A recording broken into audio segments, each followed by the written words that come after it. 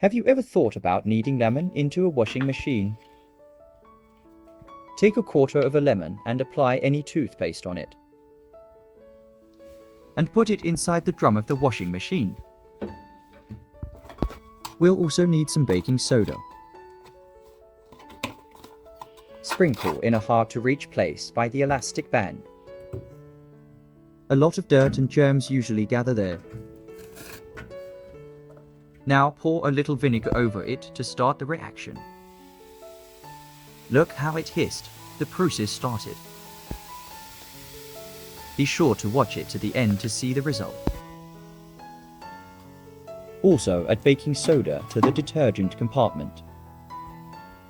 Baking soda can be used to clean the washing machine itself, helping to eliminate mold and Baking soda unpleasant also odors. cleans the parts from limescale. Lemon has antiseptic properties, which helps to destroy bacteria and mold inside the machine. Lemon helps to effectively combat limescale, which can accumulate in the washing machine.